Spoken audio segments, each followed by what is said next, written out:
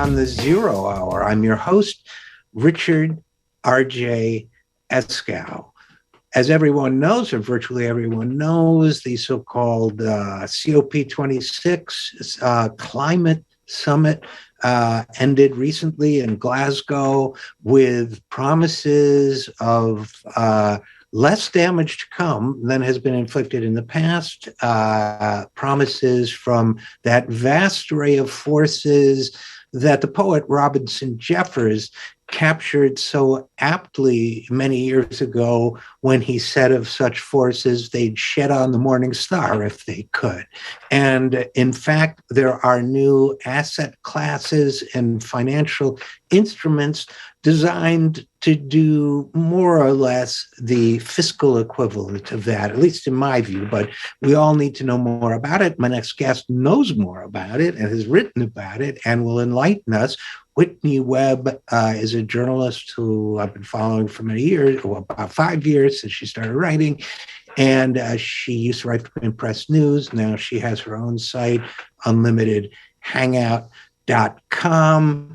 And she has a couple pieces on that. She's got a one entitled Wall Street's Takeover of Nature Advances with Launch of New Asset Class. And she's got another one, UN-backed Banker Alliance announces quote unquote green plan to transform the global financial system, to which I say, oh, good, now we're fine. So without any further ado, Whitney Webb, welcome back to the program. Thanks, it's great to be here. Well, it's great to have you, although the subject matter, as you might have gathered, agrees with me a great deal. And I'm sure, I suspect it does you too, right? Absolutely. So tell us, what's going on? I mean, I think chronologically, the first piece you wrote, we can start with either one. You wrote one piece on October 13th, another, I guess the timelier one is UN-backed Banker Alliance. Should we all be applauding? Are we saved now? Is Wall Street going to save us?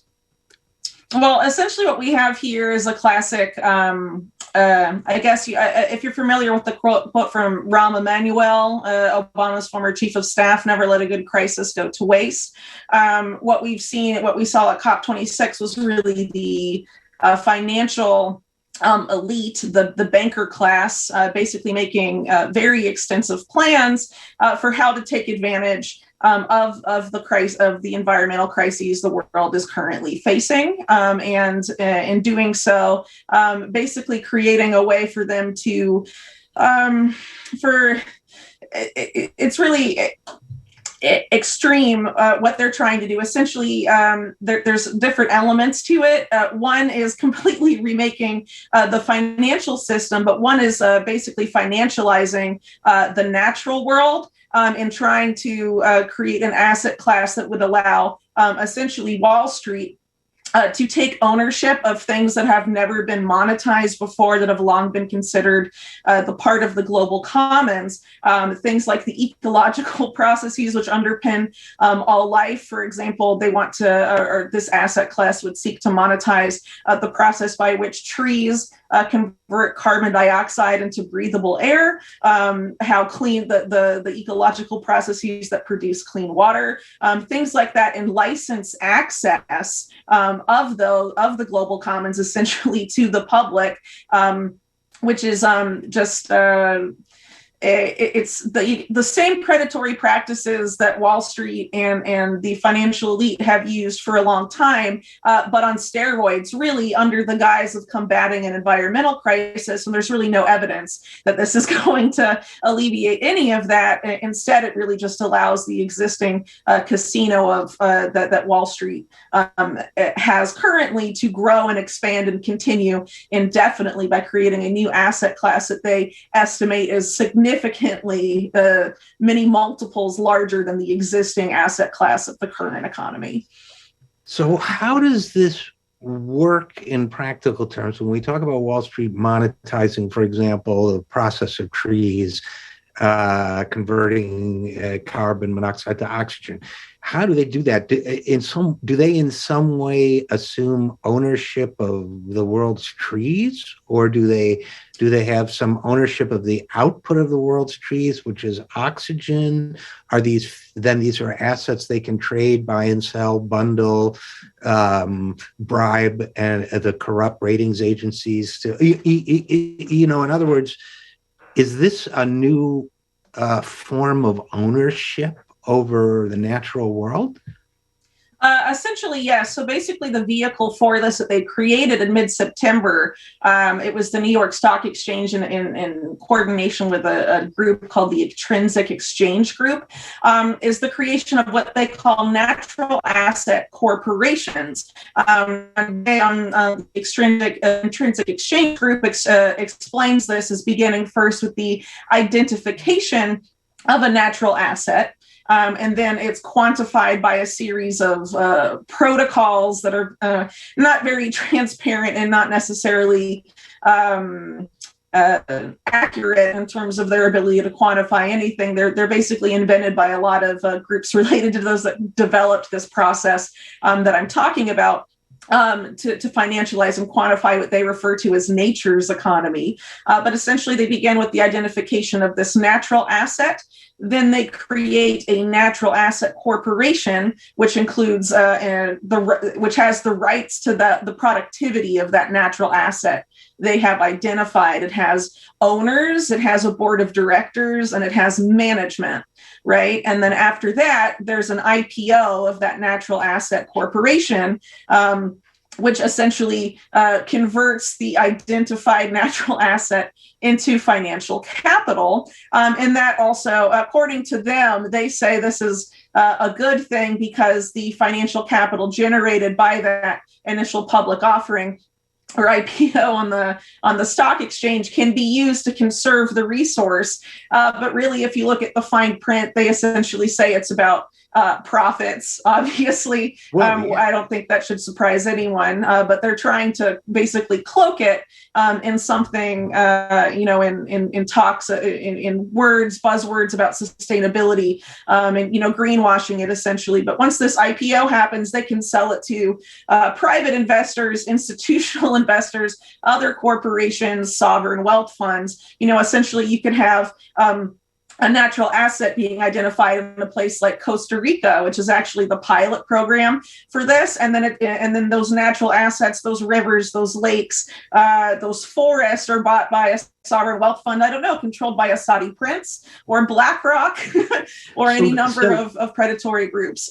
So, and by the way, my migraine is coming back that I was telling you about before, but I think that's suppressed rage, Okay, but let's talk through this, Whitney Webb. So their logic, I guess, is, let's say there are trees off the coast of an island somewhere, and correct me where I'm wrong, but I'm trying to replay this. So there are these trees. They acquire the rights to the oxygen or any other of the beneficent things that these trees produce. And therefore, their logic would be, if somebody comes along and wants to cut them down and make firewood out of them, no, you can't do that because we own the output of these trees and you would be depriving us of our output. So all of a sudden they become the good guys. But on the other hand, I assume there's nothing that prevents them from selling their wonderful output to the Weyerhaeuser Lumber Corporation or something and making more money out of it. And in the meantime, if the trees, I don't know what happens if the trees are on private property. And I mean, I'm not defending cutting down the world's trees. I'm just trying to understand, did I more or less summarize this accurately? They don't even try and cloak it in the generous terms or scenario that you just laid out. Essentially, what they would focus on natural asset corporations as described is just to make the natural asset prosper, which is quite vague. It could just prosper from a financial sense, or it could prosper in the ecological sense. It's not really specified, the main focus, as they admit, in the fine print, as I mentioned earlier, is about profits, providing investment returns for shareholders and investors. So ultimately, they determine how that asset will be managed, with no input necessarily from locals living in the area or even national governments. If it's privately owned, it certainly depends on how this plays out. But as I mentioned earlier, they've only just begun developing these natural asset corporations, with the pilot program taking place in Costa Rica. So we'll see how it plays out there. But they call this, creating nature's economy. I think one of the government ministers of Costa Rica involved in this program described it as such. And it's really about monetizing things currently not included in the existing economy, and just allowing a new asset class to be used and securitized, and to be used to gain profit, essentially, by existing financial institutions and banks and so things by like that. Existing financial institutions and banks, we're talking about the serial sociopathic criminals at JP Morgan Chase, essentially, yes. Goldman Sachs. Goldman Sachs, the biggest criminal enterprise of modern history by far. Jamie Dimon, CEO, the head of the biggest organized crime racket. So we're talking about Goldman Sachs. Ludicrously criminal. These people. I always think of the last line in the movie The Producers, or the last line of The Jury, when he says, "We find the defendants incredibly guilty." So these incredibly guilty characters somehow get the opportunity to monetize nature's bounty. I can't see this going anywhere good. Where am I? I got, like they say in all the old movies, I got a bad feeling about this. So, yeah. So what? Someday they're going to charge us for the air the trees produce, and the water the springs produce, and because they're going to want to make money. You got right. I mean, they're in it to make money. Yep. So, where does the UN fit into this, or the international community in general? Okay, so the UN is basically backing in a financial alliance, which per them has united the vast majority of the world's global banking assets behind a common mission. They're called the Glasgow Financial Alliance for Net Zero, or GFANZ. And essentially, they aim to do is remake the multilateral banking system, institutions like the World Bank and the IMF, to basically function not necessarily at the behest of largely Western governments, but instead basically directly at the behest of banking interests, with a focus on developing markets. And this is, IMF and the World and institutions like that have been criticized in the past for being tools of imperialism, of neocolonialism, of using debt entrapment, essentially, to force the privatization of state-owned assets. What they will be doing here is to force the creation, and I guess you could argue, of natural capital, to the privatization of state-owned assets, privatization of natural assets.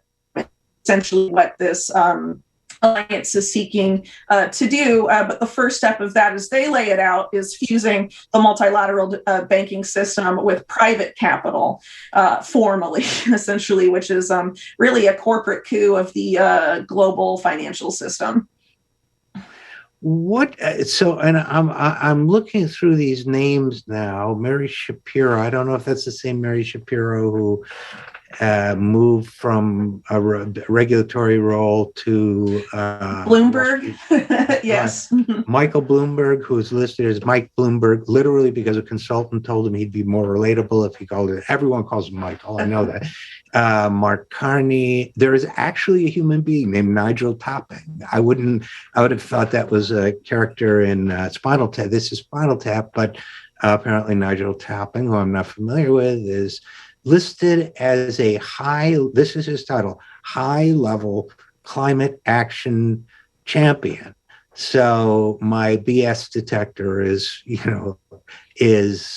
triggering. Boris Johnson, the right-wing buffoon who is Prime Minister of Great Britain, describes this as, quote, uniting the world's banks and financial institutions behind the global transition to net zero. John Kerry noted the largest financial players recognize that an energy transition represents a vast commercial opportunity.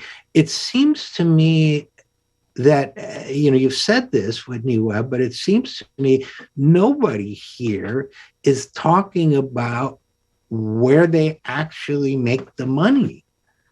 Do they?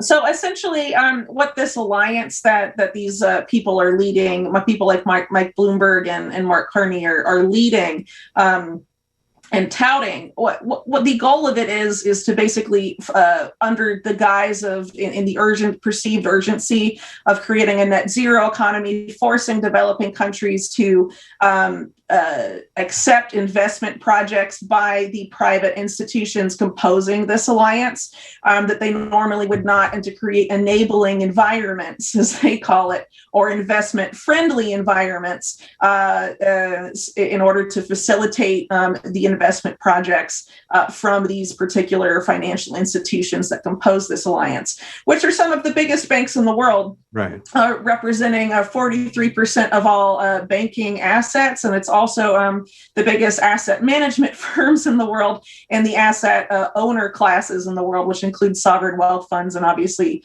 private or billionaire family entities and things of that sort. So really, it's a formidable group of financial capital seeking expressly to target emerging markets in developing countries and force them to open up to investment from Western capital for projects that they deem or that they describe as being net zero or leading towards a net zero economy. But, in just one example, Mike Bloomberg, who leads this alliance, backs a company along with Jeff Bezos and Bill Gates called Cobalt Metals that claims that in order to have this net zero economy transition, they must take control of all of the world's lithium, nickel, copper, and extract it in places that have previously been inaccessible to mining companies.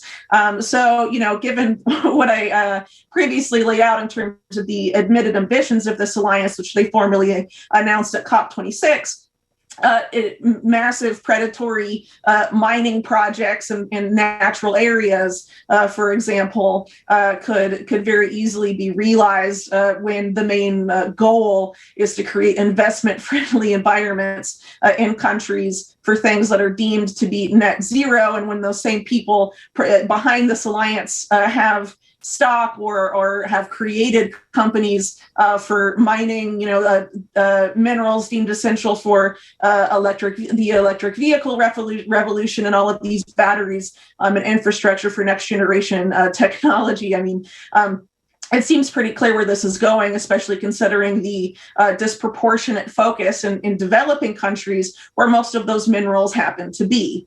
Correct. Right. So it's obviously a disconcerting situation. Obviously, what this would do if this transformation of the financial system is allowed to take place is that it would increasingly erode national sovereignty in the developing world by allowing groups like the IMF and the World Bank to essentially be used as financial weapons by private capital to force them to accept these projects, all under the guise of promoting some sort of environmentalism, when obviously these, this billionaire class has no interest in really protecting anything. It's all about profit and ownership of natural resources, whether it's this newly created natural asset class and corporations they can profit from, or minerals that will become increasingly valuable as new technologies develop and become widely adopted.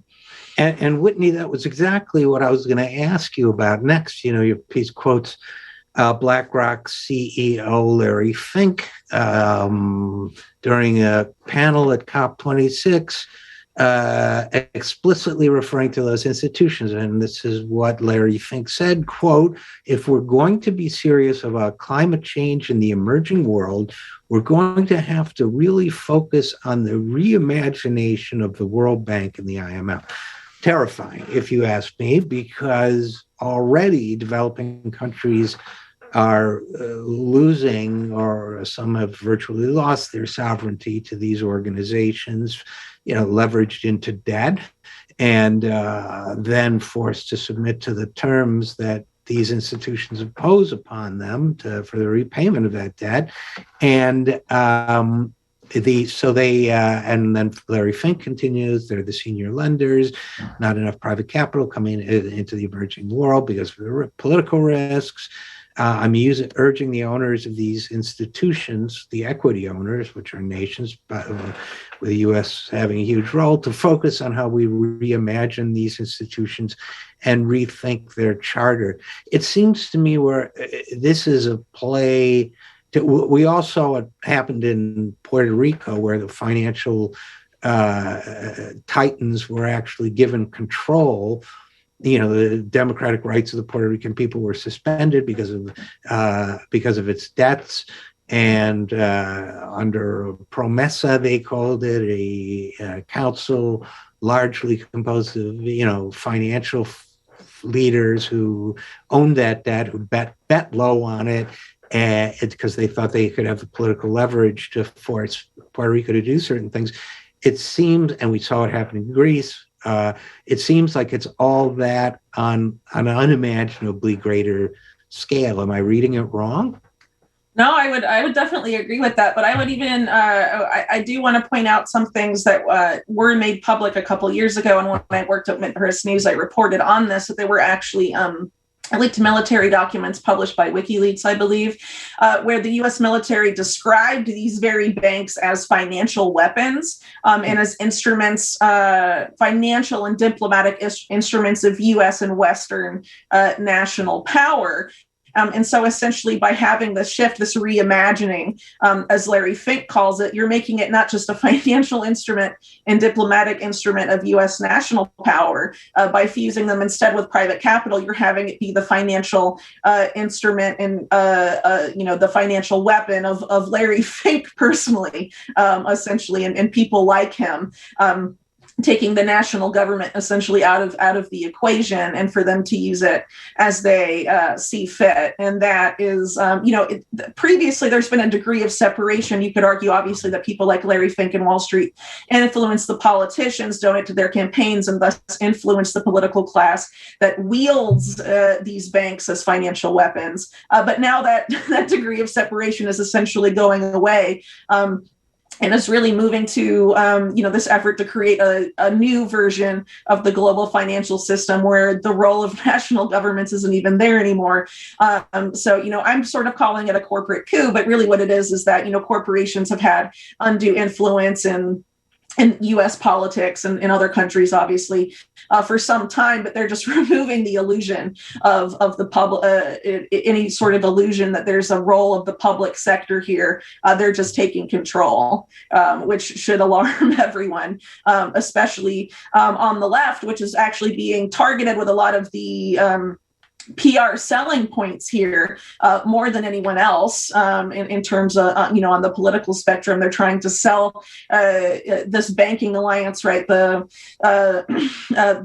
public relations spin they put on this is uses a lot of collectivist terminology and things that would normally appeal to sound nice anyway to people on the progressive left. So it's really incumbent on the left, I think, to be really aware of what's going on here, because no one on the left or the right likes the bankers. And no one should support what they're doing here, because obviously it's a system that benefits them and no one else. And specifically here, they're focusing on creating an extremely dangerous neo-colonialist and imperialist project targeting expressly developing countries. And it really needs to be called out and stopped. Yeah, amen. And Whitney Webb, and you quote Kofi Annan, former UN Secretary General, from 1998, talking about a quiet revolution. His concept of a quiet revolution and he was speaking to the World Economic Forum, the kind of, gathering of all the forces we're talking about. The United Nations has been transformed, said Kofi Annan, since we last met here in Davos. He says he calls it a quiet revolution. A fundamental shift has occurred, he says. The United Nations once dealt only with governments, but by now we know that peace and prosperity cannot be achieved without partnerships involving governments, international organizations, the business community, and civil society. The business of the United Nations involves the businesses of the world. If I were still on the dark side, Whitney, if I was still working in that world, because I did some work in that world when this was just beginning in the early 90s. This was like the innovative thought. It's flowered so much. Boy, I'll tell you, if I was working, this is a feast for the dark side.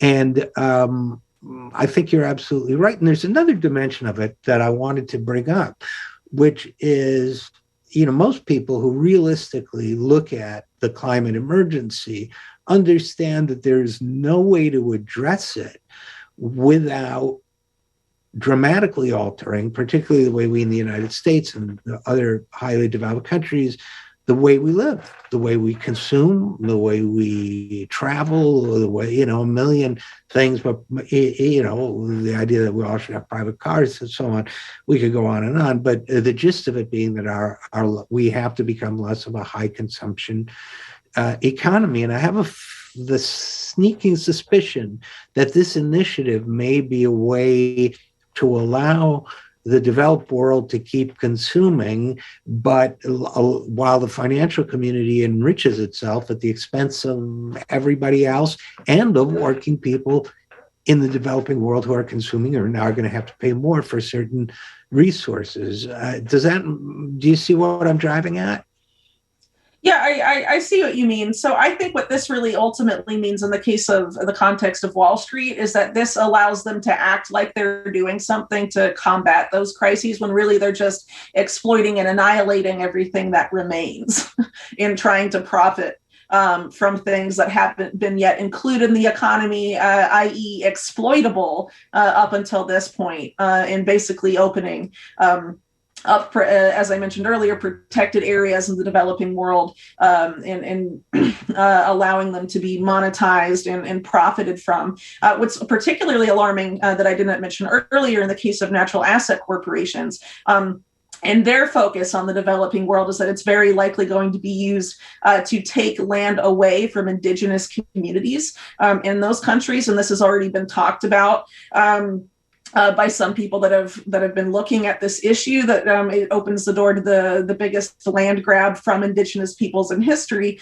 And I can't remember the exact statistic, but it's something like indigenous people represent roughly 5% of the global population, but they end up protecting about, over 80% of the world's biodiversity. And what we're having here is that these natural asset corporations are positioning themselves or trying to present themselves as better protectors of that biodiversity and these assets than indigenous peoples are, and are moving to use, the multilateral development banking system and really a transformation of the entire global economy to take it away from them, essentially. So this is really a continuation, really an extreme ratcheting up of the behavior that has brought us to this point, opening it up to new extremes in places that have managed to stay protected up until this point.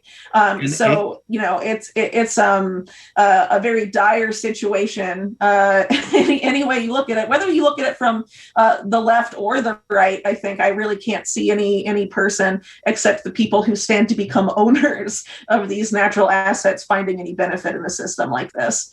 And if you have a country like Bolivia that the U.S. has been hammering and disrupting their democracy for a long time, if I recall correctly, main source of lithium in the world. Since you mentioned lithium, that all of a sudden it seems to me the sovereignty of Bolivia gets finally, which they've been trying to do for a long time, with surrogate governments and all that.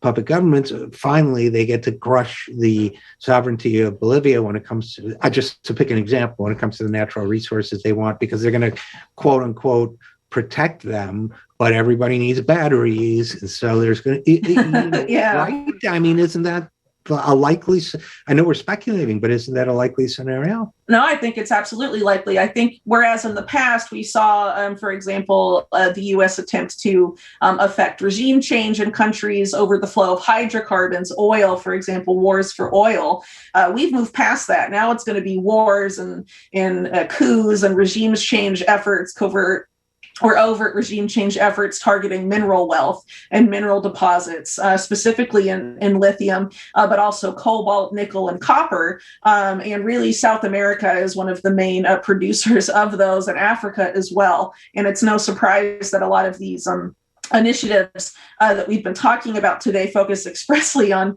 Latin America and Africa. So Bolivia, as you mentioned, yes, has a lot of the world's lithium, but it's the lithium triangle, which they share, I believe, with both Chile and Argentina.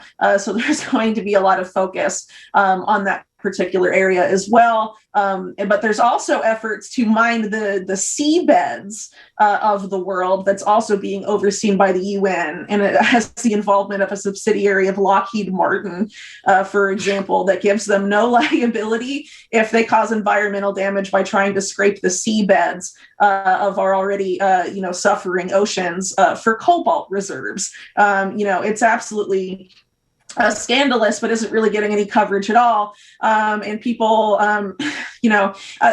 this is why, looking at this stuff, it's hard not to be frustrated with someone like, the climate change movement led by someone like Greta Thunberg, who is just sort of going around saying we have to do something, without specifics and without calling this out, or the role of the U.S. military or the militaries of the world in creating the environmental crises, and just calling for the UN to do something when the UN has essentially been captured by these banking interests trying to create the system that I have detailed in these reports and we've been talking about today. We have to have come to the table with specifics and start denouncing some of these practices and plans that are just going to make things so much worse, specifically in the developing world, and really put the areas that have not yet been exploited on the chopping block, all for the benefit of the financial elite. And, this really has to come to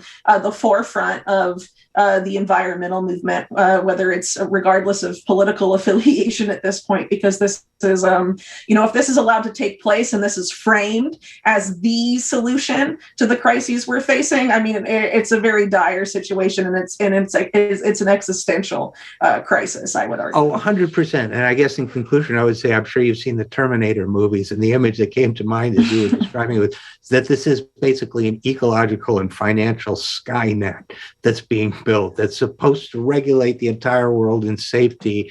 And, here comes dystopia, basically, Yeah, that's very apt metaphor. I couldn't agree more, actually. All right.